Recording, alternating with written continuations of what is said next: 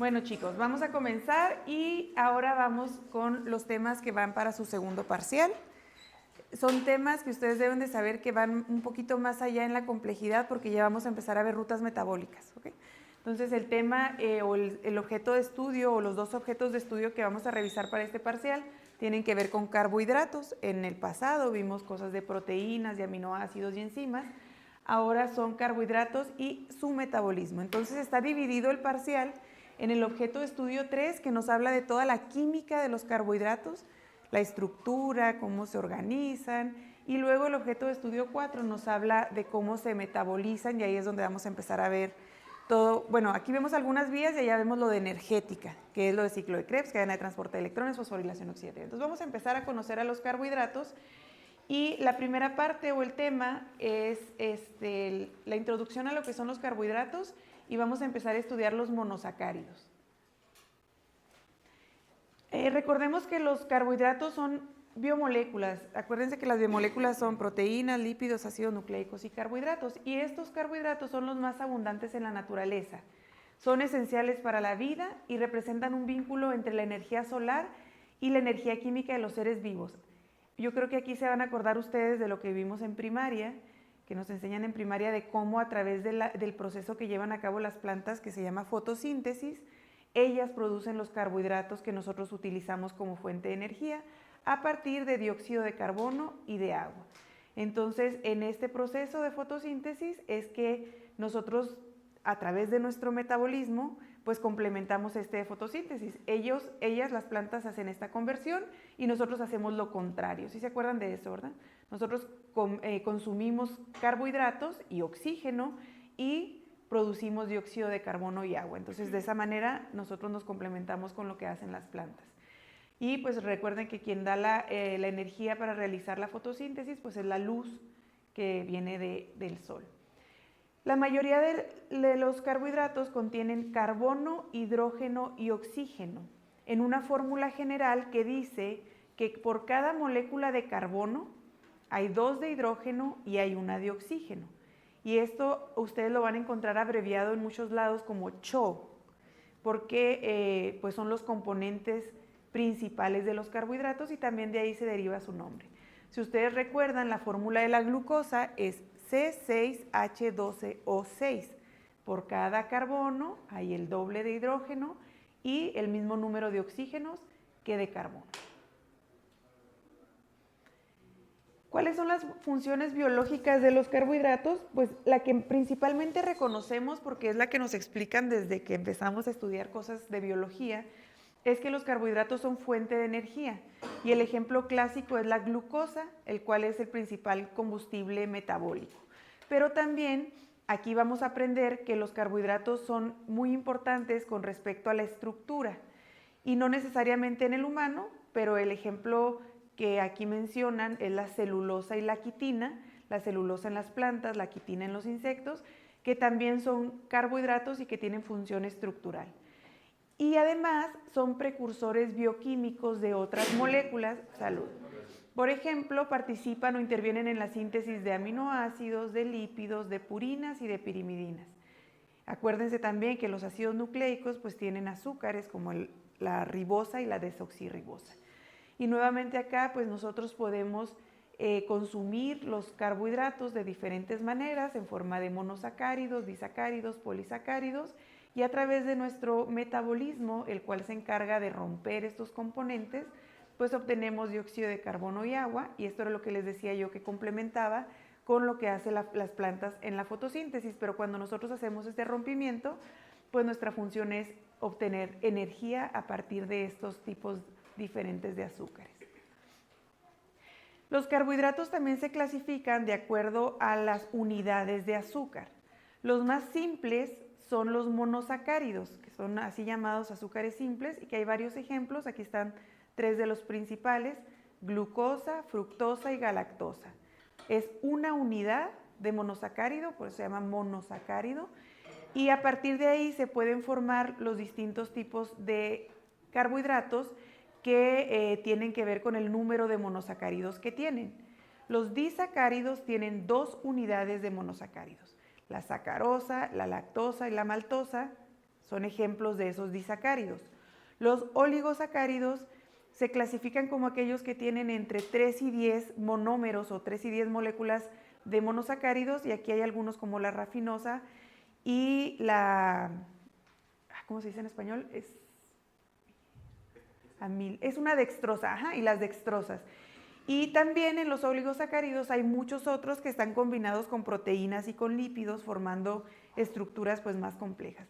Y ya cuando hablamos de los polisacáridos, aquí tenemos cuando hay hasta miles de unidades de monosacáridos, y aquí está el almidón, el glicógeno, la celulosa, que son ejemplos de estos polisacáridos. A lo largo de estas primeras clases del curso, de este objeto de estudio, pues vamos a irnos viendo uno por uno, conociéndolos a cada uno de ellos, y ahorita dijimos que estamos estudiando los monosacáridos. Además de estos, clasificación por el número de unidades de monosacáridos que tienen, también es importante que ustedes sepan que los monosacáridos forman parte de estas moléculas que se llaman glucoconjugados. ¿Qué quiere decir los glucoconjugados? Pues son aquellas moléculas que tienen unidos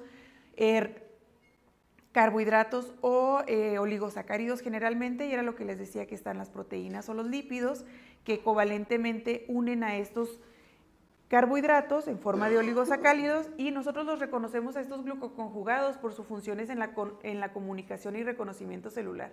Por eso les puse esta imagen de acá para que ustedes se acuerden que en la superficie de las células tenemos una serie de moléculas que nos permiten la señalización celular.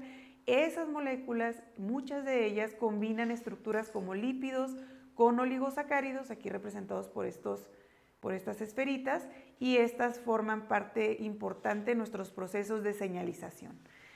Además, pues acuérdense que el ADN y el ARN tienen a la ribosa y a la desoxirribosa, que también son azúcares. En esta estructura del ADN, recuerden ustedes que además de tener la base nitrogenada, los fosfatos, tenemos estas pentosas que están aquí.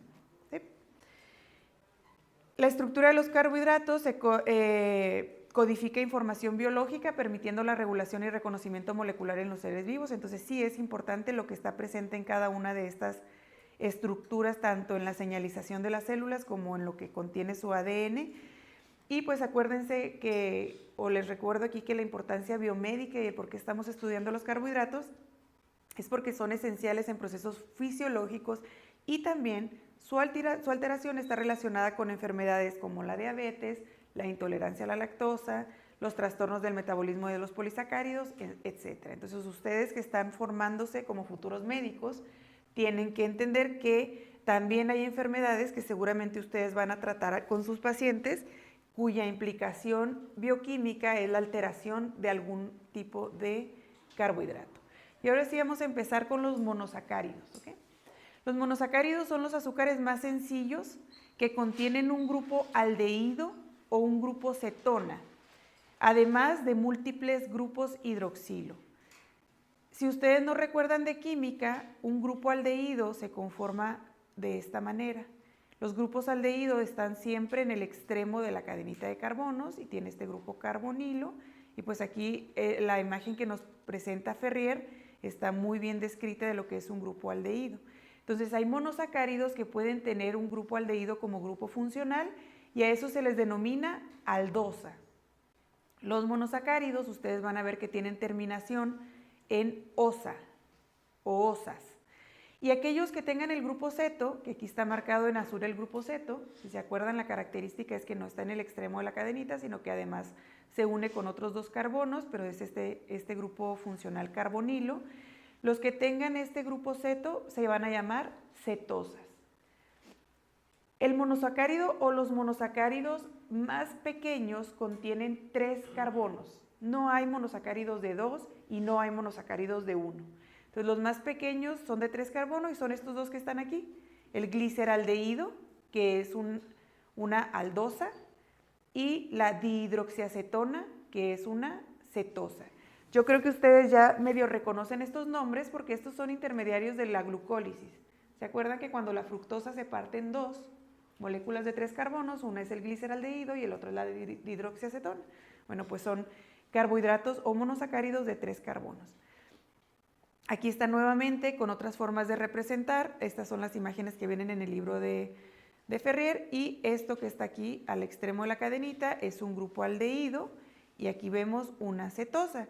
Y lo que nos explica con este paréntesis es que puede haber diferente cantidad de carbonos aquí, de tal manera que puede estar una aldosa de 3 carbonos, de 4, de 5, de 6, de 7, de 9 o una cetosa de ese número de carbonos.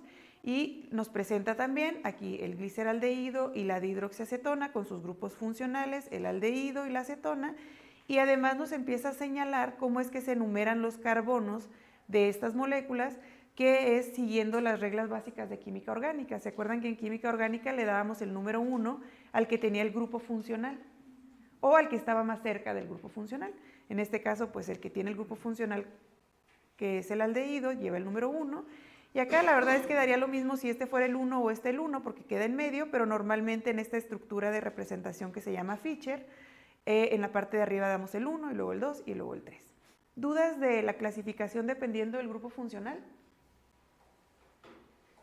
Además de clasificarlos por el grupo funcional, se pueden clasificar por el número de carbonos, de tal manera que hay monosacáridos de 3 carbonos, al cual le podemos llamar triosa, de 4, tetrosa, de 5, pentosa, de 6, hexosas. Es igual que como viene aquí en el libro de Ferrier. Y me van a preguntar, yo creo que si dónde está el de 8, ¿verdad? El de 8 no es un monosacárido común en la naturaleza, ni tampoco en nuestro metabolismo. Por eso nos explican de 3 al 7 y luego el 9. Cuando nosotros ya conocemos que podemos nombrar a los monosacáridos por su número de carbonos y también por su grupo funcional, resulta que hay una nomenclatura combinada, en donde se combina el nombre de acuerdo al grupo funcional y de acuerdo al número de carbonos. Por ejemplo, una aldohexosa, en este caso el ejemplo es la glucosa, tiene 6 carbonos y el grupo aldehído, por eso se llama aldohexosa. O una cetopentosa, cuyo ejemplo aquí es la ribulosa, tiene un grupo funcional ceto, 5 carbonos, y pues sabemos que la terminación osa es para referir a que estamos hablando de un monosacárido. Nosotros con mucha frecuencia utilizamos esta nomenclatura que es combinada entre el número de carbonos y el grupo funcional, poniendo primero el grupo funcional y después el número de carbonos y después la terminación osa. ¿Dudas aquí? Aquí vienen más... Bueno, esto es lo mismo del texto, nada más les puse más imágenes para irnos familiarizando, porque otra cosa es que la forma en la que nos representan los libros a los monosacáridos es distinta en términos de que la molécula la pueden expresar o dibujar completamente detallada o con todos los enlaces expuestos, o no la pueden abreviar un poco. Déjenme nada más. Déjenme a ver si... Bueno, estas son prácticamente iguales. Pero si se fijan aquí el grupo aldehído pues está presentado de una manera más desglosada que en los demás. Y estos ejemplos son el gliceraldehído, que es una aldotriosa, ¿verdad? La ribosa, que tiene 1, 2, 3, 4, 5, es una aldopentosa. La glucosa, que dijimos que era una aldohexosa. Igual ahora estas que son cetosas, tenemos la dihidroxiacetona, que es una cetotriosa. La ribulosa, que es una cetopentosa, y la fructosa, que es una cetohexosa. Fíjense cómo el grupo funcional de estas que están aquí marcado en rojo está en el carbono número 2. En las aldosas es en el carbono número 2, en las cetosas es en el carbono número 2, en las aldosas es en el carbono número 1. Vamos a hacer este ejercicio. Vamos a identificar qué molécula es cada una de estas. Vamos a comenzar con la A. La A tiene ese grupo funcional y ese número de carbonos. ¿Todos juntos?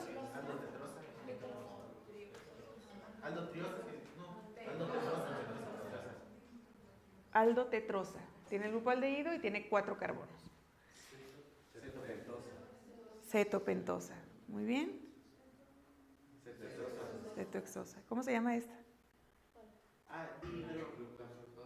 Fructosa. Cuando menos la glucosa y la fructosa es así de memoria, ¿ok? Esa es la cetohexosa y es la estructura de la fructosa. Muy bien, entonces de esa manera nosotros podemos nombrar a los monosacáridos. ¿Dudas hasta aquí? En los monosacáridos nosotros utilizamos con mucha frecuencia esta representación que se llama proyección de Fischer. En esta proyección de Fischer nos dice el texto del libro de McKee que el carbono más oxidado se ubica en la parte superior. Acuérdense que los grupos funcionales también se clasifican dependiendo del grado de oxidación. El grupo aldehído es más oxidado que el hidroxilo.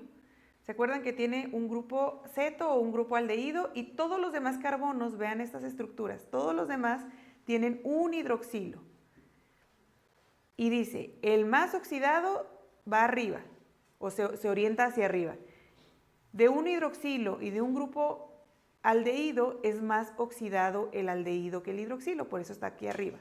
Y acá pues el ceto también queda hacia arriba, no nos lo están poniendo acá, nos lo están poniendo acá en esta estructura de Fischer, porque este grupo ceto pues también es más oxidado que cualquiera de estos hidroxilos. Dice, las líneas horizontales representan enlaces que salen hacia el observador. Si nosotros lo viéramos, estarían hacia nosotros esos grupos funcionales. Y las verticales, enlaces que se alejan del observador. Aquí ustedes ven estas dos formas de representar a la glucosa y la fructosa.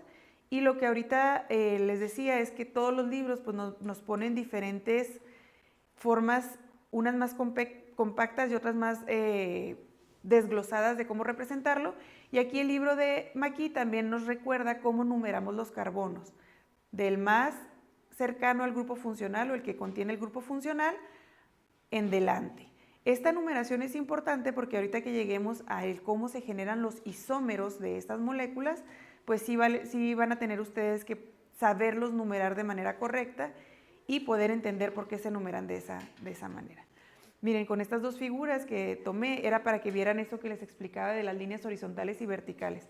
Así es como si lo viéramos en la estructura de Fischer normal, pero así es como si nos los presentaran así, como mi mano así. ¿Se fijan que están hacia arriba los hidroxilos y estos?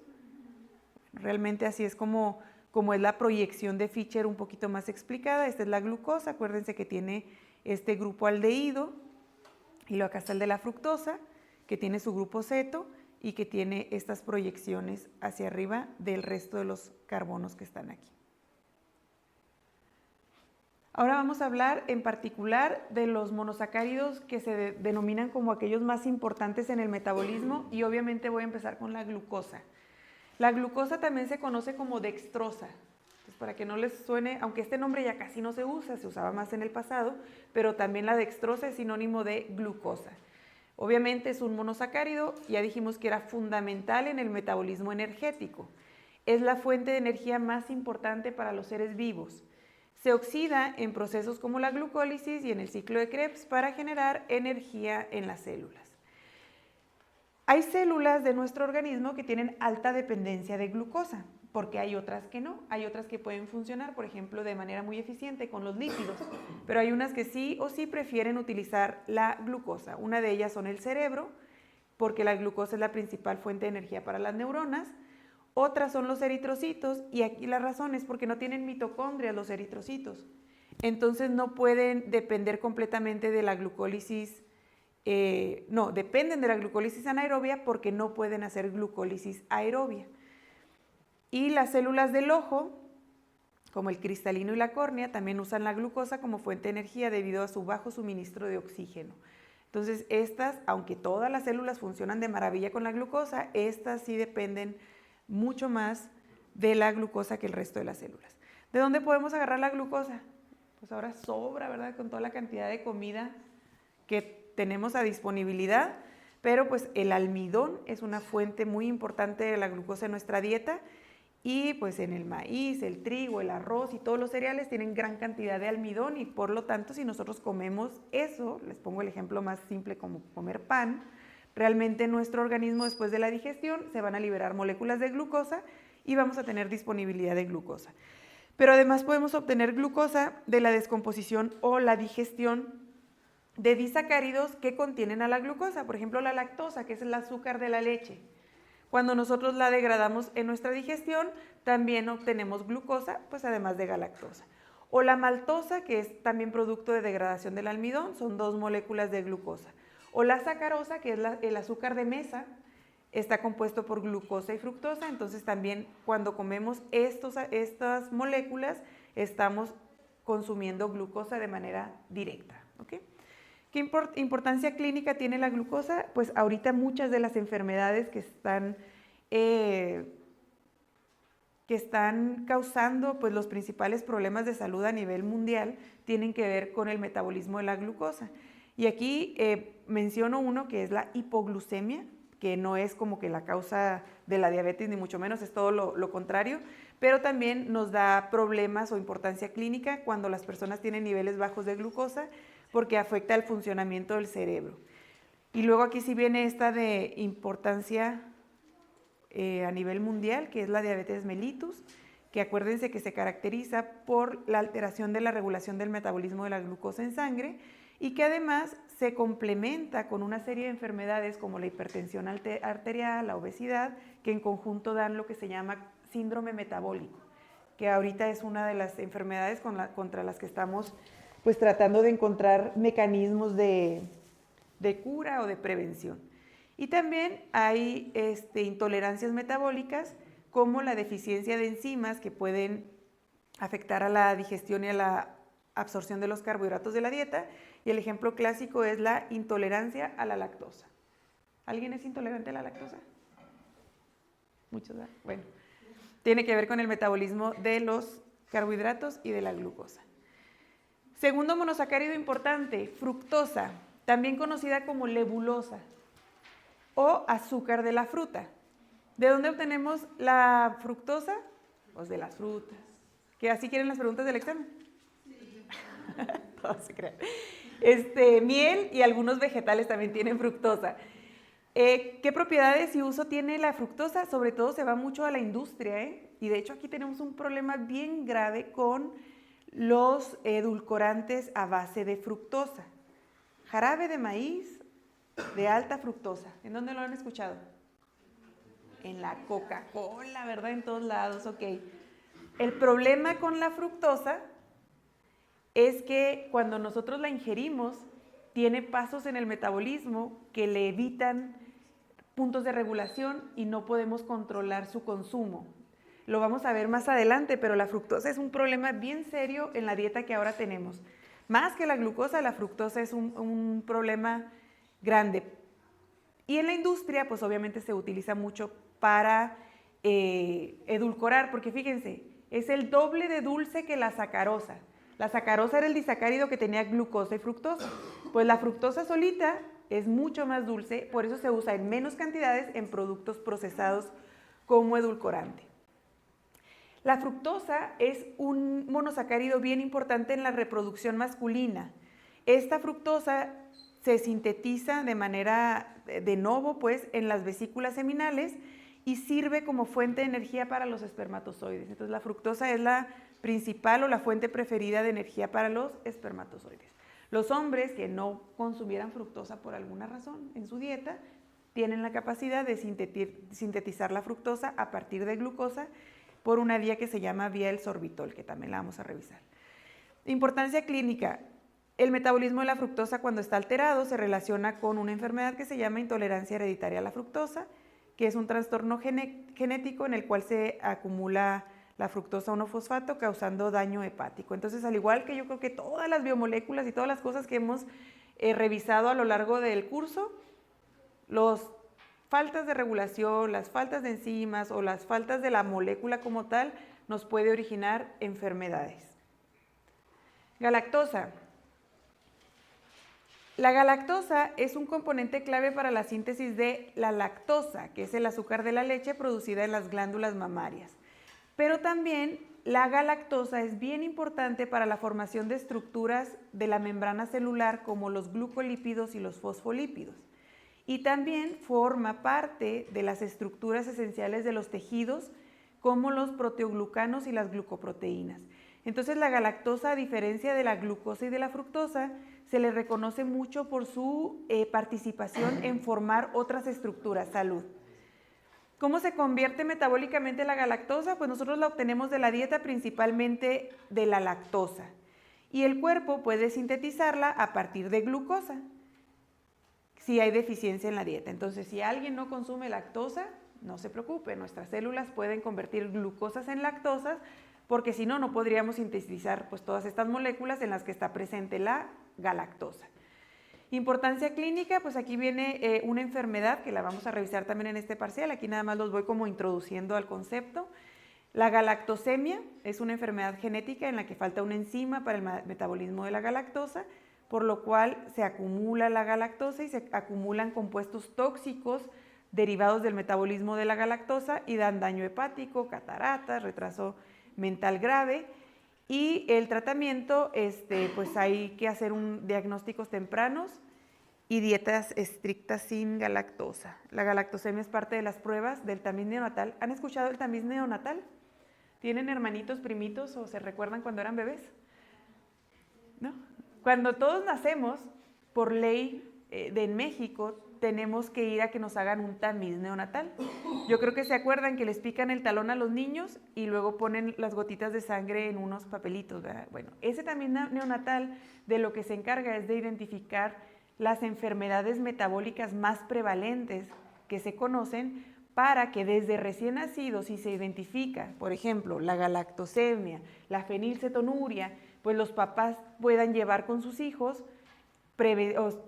tratamientos o prevenciones para no causar tantos daños derivados de estas alteraciones genéticas, ¿ok? Ese es el tamiz metabólico. Muy bien, ¿dudas hasta aquí? Porque ya vamos a empezar lo difícil, ¿eh? Ahora sí pongan mucha atención en esto, que esta es la parte más difícil de la clase. Los monosacáridos pueden acomodarse en su estructura de diferentes maneras. En química a eso se le llama isomería. ¿Se acuerdan que ya habíamos definido que era un isómero? Es una molécula que tiene el mismo número de átomos, el mismo tipo de átomos, pero se acomoda de manera diferente. Okay. En los monosacáridos, el tipo de isomería que hay, o que estudiamos a mayor profundidad, se llama estereoisomería. Y esto refiere a la forma en la que en el espacio se acomodan los átomos que están componiendo una molécula.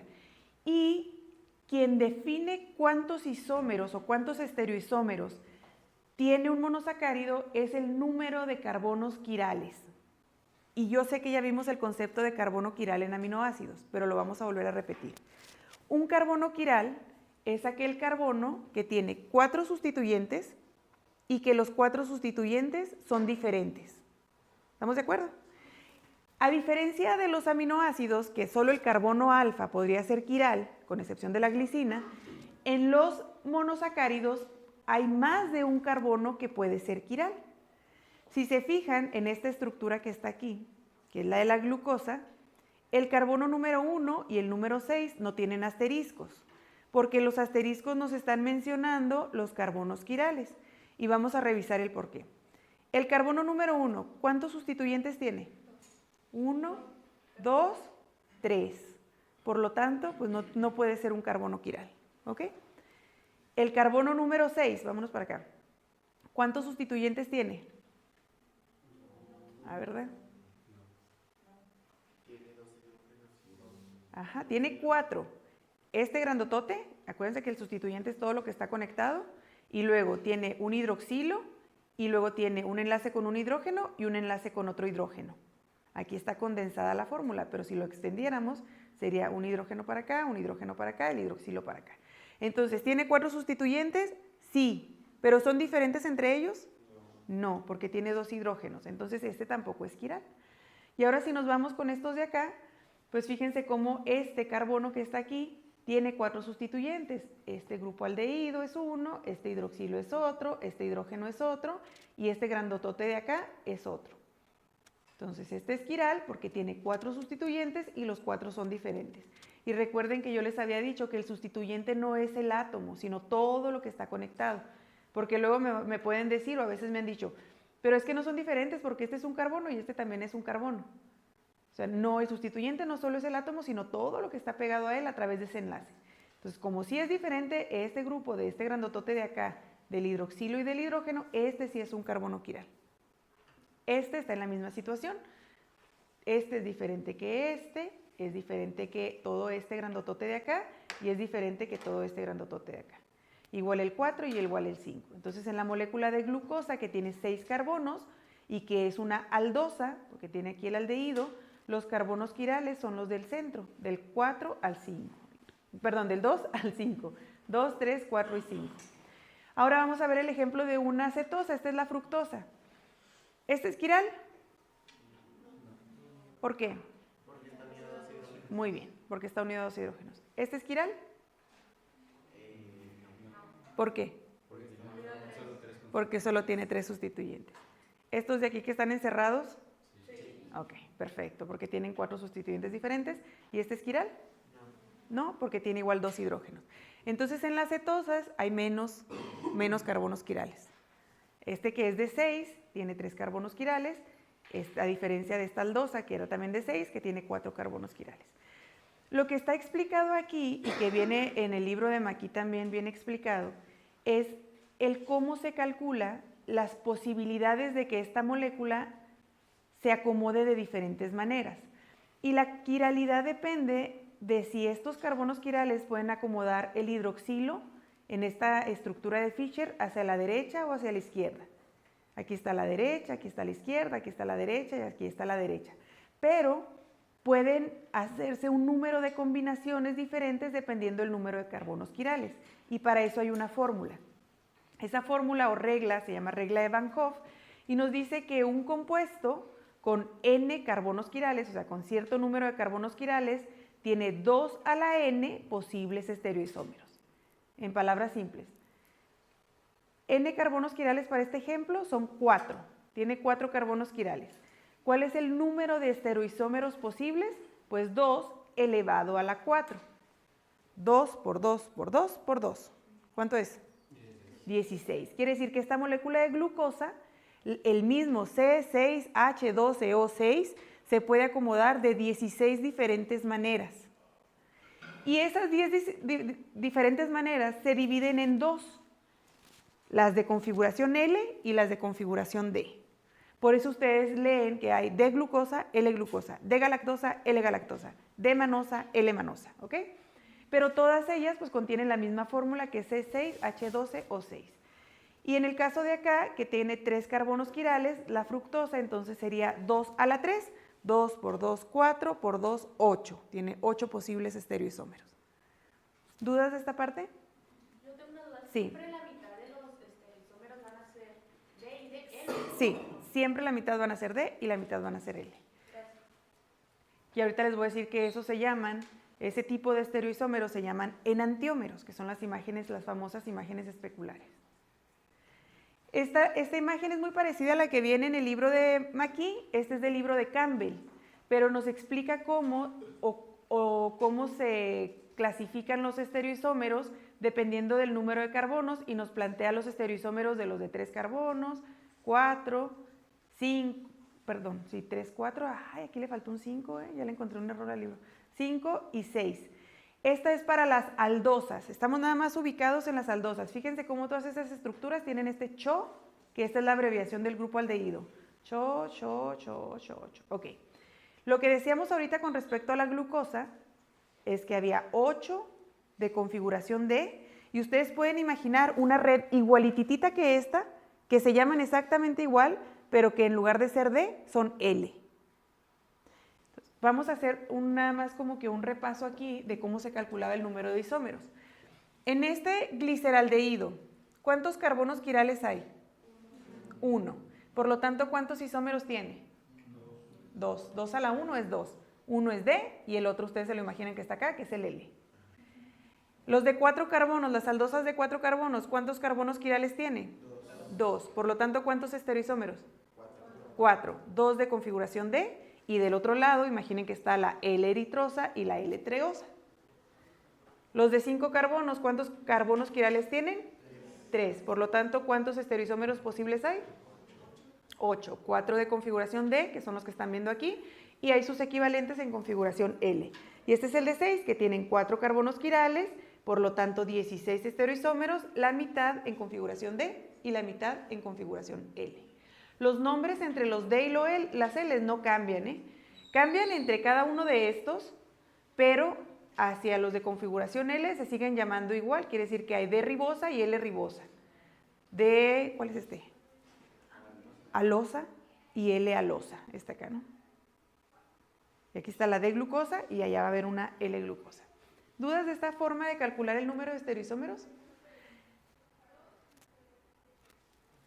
¿Cómo nosotros designamos el carbono de referencia y la configuración L o D de un monosacárido? Si ustedes se fijan, o si los pusiera yo así de manera muy complicada, no, aquí está bien fácil. Está en rojo este hidroxilo, ¿se fijan? En todas las moléculas. Ese hidroxilo es el que determina la configuración D del monosacárido. Porque como tiene en este caso 3 posibilidades de posicionar el hidroxilo hacia la derecha o hacia la izquierda, pues sería difícil decir, bueno, este puede ser L, D, D. ¿Cuál es el que gana de estos 3 para otorgarle la configuración a el monosacárido completo? El carbono quiral de número mayor, si tiene posicionado el hidroxilo hacia la derecha, va a definir que ese sea un D monosacárido. Y si lo tuviera hacia la izquierda, va a definir que fuera un L monosacárido. Entonces, lo que explica esta siguiente diapositiva es precisamente eso, que el monosacárido el carbono quiral de mayor número, en este caso es este, en este caso es este, da la configuración del monosacárido, por esto este es D glucosa y D fructosa. Y acá está ¿qué es este? Aquí está la comparación entre la D-glucosa y la L-glucosa. Vean ustedes aquí los carbonos quirales, el carbono quiral de mayor número, si está hacia la derecha el hidroxilo, es D. Y acá la L, si está el hidroxilo hacia la izquierda en el carbono quiral de mayor número, entonces es L-glucosa. Estas dos moléculas, la D y la L, se conocen como enantiómero. Y los enantiómeros se definen como imágenes especulares, que es lo que voy a explicar a continuación. Nada más antes les digo que en la naturaleza y en nuestras células, la mayoría de los azúcares son de configuración D. ¿Se acuerdan en los aminoácidos cuáles eran los principales? L. Aquí es al revés, ¿ok? Son los D. Bueno, dentro de los estereoisómeros, de los monosacáridos, hay un tipo que se llama enantiómero. Los enantiómeros se definen como imágenes especulares entre sí, y eso lo veíamos en los aminoácidos también. Por ejemplo, la D-ribosa y la L-ribosa, pues son enantiómeros. Y aquí lo que tenemos que hacer es imaginar un plano que sea un espejo, y lo decía la otra vez con mis manos, como si esta mano se estuviera viendo en el ejemplo con este. Corresponde el dedo gordo con el dedo gordo, el índice con el índice, el medio con el medio, el anular con el anular y el meñique con el meñique. Aquí lo que ocurre es que está esta línea imaginaria y debe de haber en los carbonos quirales, en estos no, porque los carbonos quirales son los que dan los isómeros, debe de haber esta correspondencia con la otra molécula. Entonces el hidroxilo corresponde con este como si estuvieran viéndose en un espejo y el hidroxilo corresponde con este como si estuvieran viéndose en un espejo. Por eso esta es configuración D y configuración L, o son enantiómeros de la eritrosa. En este caso de la trealosa, vean cómo este hidrógeno se mira o se ve como si estuviera viéndose en el espejo con este hidrógeno, este hidroxilo como si estuviera viéndose en el espejo con este hidroxilo, y este es el ejemplo de la D-trealosa y la L-trealosa. Retomando el concepto de quién definía si era configuración D o L, aquí el libro nos lo pone en rojo. Este es el carbono quiral del número más grande, que lo tiene hacia la derecha, por eso es D. Y este es el carbono quiral del número más grande, que lo tiene hacia la izquierda, por eso es L. Y entre ellos son imágenes especulares. El concepto así más puntual. Dentro de los estereoisómeros, aquellos que son imágenes especulares se llaman enantiómeros y se distinguen porque son los D y los L. Ahora viene el siguiente tipo de estereoisómeros, que se llaman diastereoisómeros o diasterómeros. Los diastereoisómeros, adivinen qué son. Ajá, los que no son imágenes especulares. Quiere decir que son monosacáridos que tienen los mismos componentes, pero que cuando yo me imagino que hay un espejo ahí en medio, no corresponden o no hay especularidad de uno con el otro. Y aquí les pongo estos dos ejemplos. Imaginen aquí un espejo. Este sí corresponde con este, ¿verdad? Si es especular este de este. Pero este de este no. Y este de este tampoco. En el momento en el que uno no sea imagen especular del otro, ya no puedo decir que son enantiómeros, son diasterómeros. Y además, si ustedes ya leen los nombres, pues va a ser bien fácil. Esta es la ribosa y esta es la arabinosa, los dos son de configuración D. Entonces, no pueden ser enantiómeros porque acuérdense que los enantiómeros, uno sí o sí es L y el otro sí o sí es el D. Y aquí está otro ejemplo de la D eritrosa y la D trealosa. Este sí es imagen especular de este, pero este de este no. Por lo tanto, no es un enantiómero y se clasifican como diasterómeros. ¿Dudas? ¿No?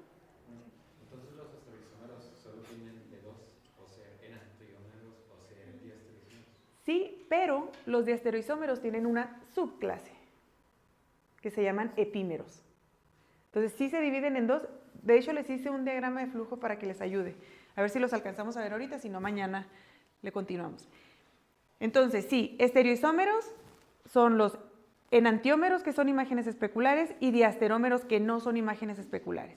Ya una vez que definí que no sean imágenes especulares, se pueden subclasificar a los epímeros, que los epímeros son diastereoisómeros, pero que difieren en un solo carbono quiral. Como yo ya no estoy hablando de imágenes especulares, ahora tengo que ver la estructura de frente, y aquí les encerré la glucosa. La glucosa tiene la misma fórmula de la galactosa y la misma fórmula de la manosa, pero yo de inicio pues puedo saber que no son enantiómeros porque si yo veo este no es imagen en el espejo de este, ni este de este sí, pero este no. Entonces son diasterómeros ellos dos. Igual este contra este, pues este sí es imagen especular de este, pero esta de esta no. Ni esta tampoco, de esta tampoco, ni esta de esta. Por lo tanto, la glucosa y la galactosa son diasterómeros y la glucosa y la manosa son diasterómeros. Pero yo puedo subclasificarlos si es que cuando veo la estructura de frente, la posición de los hidroxilos cambia solo en uno de los carbonos quirales, yo puedo decir entonces que es un epímero. ¿Qué quiere decir esto? Vamos a fijarnos ahora sí viendo la estructura de frente, ya sin el espejo, porque ya sabemos que no son imágenes especulares, y vean la glucosa con la galactosa. Tiene el primer hidroxilo hacia la derecha, son iguales. Hacia la izquierda, van iguales. Hacia la derecha y hacia la izquierda, primera diferencia. Y hacia la derecha y hacia la derecha, en total solo difieren en el carbono número 4. Este es el 1, 2, 3, 4. Si solo difieren en uno, entonces se clasifican como epímeros. Por eso ustedes leen en los libros que la galactosa es el epímero de la glucosa en el carbono número 4. Quiere decir que solo difieren en el carbono número 4. Ahora vean la manosa. ¿Es un epímero o no es un epímero de la glucosa? Sí, de la glucosa. Ajá. ¿En qué carbono es epímero la galactosa de la glucosa? La glucosa de la manosa. En el 2. Muy bien. Ahora vean la galactosa y la manosa. Difieren en dos. Por lo tanto, yo los puedo clasificar como diasterómeros nada más. ¿Ok? Y esta imagen viene en el libro de Ferrier, que también nos habla de esta epimería del carbono 4 de la galactosa con la glucosa y luego de la epimería del carbono 2 de la galactosa con de la glucosa con la manosa. Bueno, los monosacáridos que tengan 4 o más carbonos existen mayormente en forma cíclica cuando se encuentran en solución acuosa y se forman un tipo de moléculas que se conocen como hemiacetales cuando se ciclan los aldehídos o las aldosas y hemicetales cuando se ciclan las cetosas.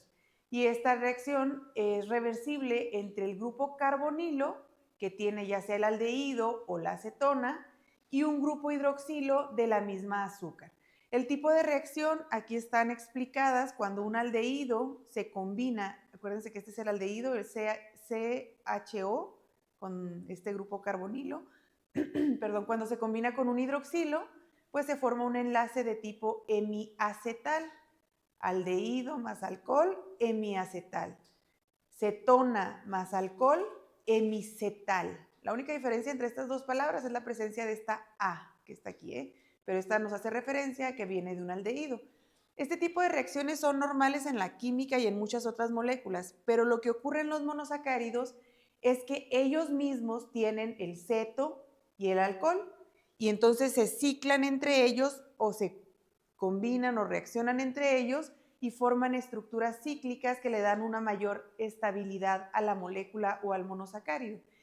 Estas estructuras cíclicas se parecen a dos componentes o dos compuestos orgánicos denominados furano y pirano, de tal manera que a los monosacáridos que toman esta forma de pentágono, en donde queda este oxígeno aquí, se les conoce como furanosas, y a los que toman la forma del hexágono se les conoce como piranosas. Vamos a ver cómo se lleva a cabo esta ciclación y de qué depende que tomen una forma de furano o de pirano.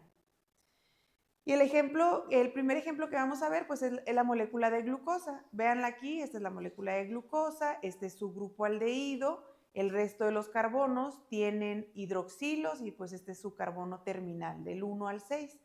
Lo que ocurre es que el enlace hemiacetal, porque este es un aldehído, se da entre el carbono que tiene el grupo carbonilo y el hidroxilo más alejado del grupo funcional, pero que no es el último carbono. Es decir, el carbono quiral del hidroxilo del carbono quiral de mayor número puede unirse con este de acá. ¿Qué pasa cuando reaccionan y forman ese enlace de tipo hemiacetal? Pues hay una ciclación mediada por el oxígeno. Aquí está el oxígeno y aquí está el oxígeno. Cuando nosotros vemos las estructuras de Fischer, que eran estas planas, que tienen estos ejes horizontales y verticales, nosotros podemos ver que de la ciclación de una molécula de D-glucosa hay dos posibilidades de formaciones que ahora se denominan alfa-D-glucosa y beta-D-glucosa. Esto nos da origen a nuevos isómeros que se conocen específicamente como anómeros. Los isómeros de los monosacáridos, cuando hablamos de estructuras cíclicas, se conocen como anómeros y solo hay de dos sopas, o son anómeros alfa o anómeros beta. Ustedes aquí están viendo la proyección de Fischer, pero acá están sus equivalentes en una proyección que se llama Howard. En esta proyección, yo creo que es la más común que ustedes han visto cuando ven los libros de bioquímica para la glucosa. Igualmente tenemos la alfa de glucosa que está aquí y la beta de glucosa que está acá.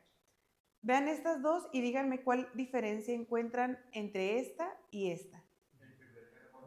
Ajá. El hidroxilo del carbono número 1, ¿están de acuerdo que este era el 1? Ok, este fue el carbono que permitió la ciclación, el 1 con el 5, y queda a la derecha, por eso es configuración alfa, y acá queda hacia la izquierda, por eso es configuración beta. Cuando los vemos en las estructuras de Howard, el de configuración alfa, el hidroxilo del carbono número 1, queda hacia abajo, y el del carbono número 1 en la configuración beta queda hacia arriba. ¿Por qué es importante conocer la isomería alfa y beta? Porque el tipo de enlaces que forman estas moléculas depende de la configuración que tiene este carbono. Este carbono recibe un nombre que se llama carbono anomérico. El carbono anomérico es el carbono que originalmente en esta estructura de Fischer tenía el grupo funcional carbonilo que permitió la ciclación. En el caso de las aldosas, este carbono anomérico siempre es el 1. Entonces el carbono 1, que permitió la ciclación por un enlace hemiacetal en una aldosa, se convierte en el carbono anomérico y es el que define si es configuración alfa, si su hidroxilo está hacia abajo, o si es configuración beta, si su hidroxilo está hacia arriba. Y esto digo que es importante porque la manera en la que se combinan estos enlaces nos dan las distintas moléculas que nosotros conocemos. Y el ejemplo simple, el almidón y el glucógeno. Son moléculas de reserva de energía de las plantas y de los animales. El almidón son puras moléculas de glucosa, pero esas moléculas de glucosa estaban en configuración alfa. y entonces se enlazaron por enlaces que nosotros conocemos como enlaces alfa 1,4. En cambio, la celulosa también son puras moléculas de glucosa, igualito que el almidón, pero la celulosa, las glucosas de la celulosa están en configuración beta y entonces el enlace es enlace beta 1,4. ¿Y qué implicación médica o biomédica tiene el hecho de que uno esté con configuración alfa y otro esté con configuración beta? Bueno, que nosotros en nuestra dieta, o más bien en nuestro organismo, no tenemos enzimas para romper los enlaces beta. Por eso nosotros no podemos digerir la celulosa. Sí saben que es la que reconocemos como fibra dietética, ¿verdad? Entonces, todo eso tiene su origen químico y bioquímico en la forma en la que se posiciona el hidroxilo de la glucosa hacia abajo o hacia la derecha en esta estructura de Fischer, o hacia arriba o hacia la izquierda acá. Cuando se da esta ciclación, queda la forma de un hexágono. Nada más que no se vayan con la finta de que ese hexágono se forma porque este tenía 6 carbonos. ¿Por qué? Porque fíjense cómo el carbono 6 queda afuera de la estructura cíclica. Comienza aquí, este es el 1, 2, 3, 4, 5, y este oxígeno toma uno de los vértices de esta figura, para que vean ustedes que se parece a la del pirano, aquí, y el 6 queda afuera. ¿Por qué les digo esto? Pues porque, por ejemplo, la fructosa, que también tiene 6 carbonos, no toma forma de hexágono, sino que toma forma de pentágono, y ahorita vamos a ver por qué. ¿Tienen dudas de esta parte que acabo de explicar? Dime. Esa es una furanosa. No, una piranosa. Mira. Furano, pentágono, pirano, hexágono. De hecho, la glucosa se conoce como glucopiranosa. Maestra, también tiene la relevancia clínica la formación de ellas. Hace mucho recuerdo que nos habían enseñado de que una era forma de enlace Z y otra U, algo así, de que se unían los dos hidroxilos. Cuando vemos los enlaces de tipo alfa, que los vamos a ver en la clase próxima con los disacáridos, forman así como una U, un enlace O glucosídico que nosotros lo vemos como una U, pero cuando está aquí enlazado con otro, como este está hacia arriba, hace una forma así como de S o de Z. Sí. Muy bien. ¿Alguna otra pregunta? Bueno, esta es otra forma de representarlo. Es lo mismo, nada más se las pongo con diferentes fuentes bibliográficas para que nos quede bien claro. Este es del libro de Campbell. Nuevamente, el carbono 1 con el 5 forma esta estructura mediada por un enlace de oxígeno, que en el caso de la glucosa, pues es una estructura hemiacetal, y pues nos da esta estructura, esta es la glucosa normal y nos puede dar el isómero que tiene este hacia la derecha o hacia la izquierda. Este es el de configuración alfa y este es el de configuración beta. Este es en la estructura de Fischer.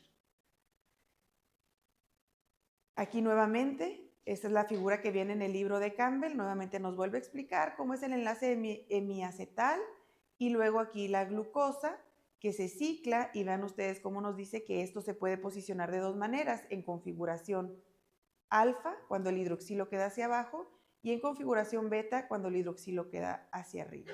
Y aquí están en estructura de Fischer la alfa de glucopiranosa, que de hecho también ya aquí lo nombra como glucopiranosa, que tiene su hidroxilo del carbono 1 hacia el lado derecho, o beta de glucopiranosa, que tiene el hidroxilo hacia el lado izquierdo. Estas son proyecciones de Fischer y proyecciones de Howard. Ahora, ¿qué pasa con la fructosa? La fructosa también tiene 6 carbonos. Aquí están del 1 al 6. Pero el grupo que es capaz de formar un enlace de este tipo está en el carbono 2, es un grupo ceto. Y entonces ese grupo ceto permite la formación de un enlace hemicetal.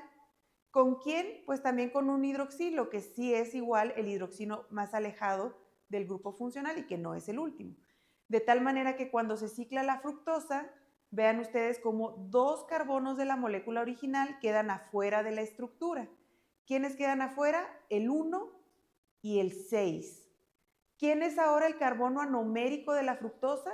Pues el que permitió el enlace hemicetal, que es el carbono número 2. Cuando las vemos en las estructuras de Howard, aquí está el carbono número 1, 2, 3, 4, 5 y 6. La fructosa tiene un carbono 1 y 6 afuera. Y lo que nosotros podemos ver es que la configuración alfa y beta la sigue dando el carbono anomérico, la posición del hidroxilo del carbono anomérico, nada más que aquí es el 2, y es igual alfa cuando está hacia abajo y beta cuando está hacia arriba. Dime. Los que son tipo hemiacetal siempre van a ser el carbono anomérico el primero, y los que sean hemiacetales van a ser en el segundo. Sí. Lugar, que es el otro, no en el primero, ¿no? Sí, siempre es así porque los aldehídos, que su grupo funcional está en el carbono número 1, van a formar hemiacetales, y los cetos o las cetosas, cuyo carbono funcional está en el 2, van a formar los enlaces hemicetales. ¿Dudas de la fructosa? Si yo les pusiera una pregunta así bien lógica y nomás les pongo esta estructura y les digo, ¿cuántos carbonos tiene esta estructura de acuerdo a su forma cíclica? No se vayan a la finta de pensar que tiene 5. Son 6, ajá. Esto también viene en la representación del libro de Campbell, y ahorita les voy a decir por qué les digo que tengan cuidado con eso de 5 y 6. También nos vuelve a explicar cómo se forma la estructura del furano, cómo se forma la del pirano, y de hecho la fructosa ustedes la van a encontrar como fructofuranosa, a la glucosa como glucopiranosa y a la fructosa como fructofuranosa. Y hay otro tipo de conformación que en realidad esta es la más acercada a la realidad, pero se usa menos porque son más fáciles de entender tanto la de Howard como la de Fischer, y esta representación se llama representación en forma de silla. Entonces, cuando ustedes lean los textos y estén estudiando bioquímica, no se extrañen de que también algunas de las moléculas nos las van a representar con esta conformación de silla. Yo la que más he visto que representan con esta conformación de silla es la celulosa. Y luego, aquí les pongo esta comparación. Este es el que acabamos de ver de la fructosa. 6 carbonos, grupo ceto, que forma una furanosa. Pero fíjense quién está acá. Esta es la ribosa. La ribosa es una aldosa de 5 carbonos, es una aldopentosa. También se puede ciclar, porque dijimos que los que tenían más de 4 se podían ciclar. Y este se va a ciclar, obviamente, el 1, que era el que tenía el grupo aldehído, con el 4. Y cuando se da esa ciclación, solo queda fuera uno de los carbonos y me da también la estructura del furano. Pero esta sí tiene 5 carbonos, nada más que la diferencia es que tenía grupo aldehído. ¿Sí queda clara esa diferencia entre estas dos? Y pues tengo la ribosa o la ribofuranosa en configuración beta porque el hidroxilo está hacia arriba. Y también lo podemos encontrar representada sin toda esta extensión de los grupos hidroxilo. Y aquí es otra forma también correcta de representarlo. Podríamos tener la alfa de ribosa si fuera este posicionamiento hacia acá o hacia acá. Más que el ejemplo que aquí nos ponen, pues es el de la beta de ribosa. Yo sí me confundí un poquito. O sea, si el enlace era con el carbono ¿Anomérico o...? con el grupo funcional del oxígeno, que era de alcohol y pues el aldehído, ¿ahí dónde estaría el aldehído? El aldehído estaba aquí, nada más que aquí no nos pusieron la primera figura original de la ribosa, ya no la pusieron ciclada. Pero haz de cuenta que la ribosa es el equivalente a la glucosa, que aquí tenía su grupo aldehído, pero en lugar de 6 carbonos tiene 5. O sea, simplemente no dibujaron. No dibujaron la estructura que no estuviera ciclada. Muy bien, estas se las presenté ayer. Nuevamente les recomiendo que las usen para estudiar. Está sumamente concretada toda la información. Las pueden imprimir, las pueden ver desde su computadora. Es todo lo que hemos estado viendo con respecto a los grupos funcionales, con respecto a las anomerías. Y aquí nada más yo quiero señalar esta, que también existe dentro de los isómeros en los monosacáridos. Los estereoisómeros son los que revisamos ayer, enantiómeros, diasterómeros y epímeros. Dentro de los diasterómeros, los epímeros, salud. Y luego hoy vimos los anómeros, que aquí nada más hay 2 sopas, alfa y beta.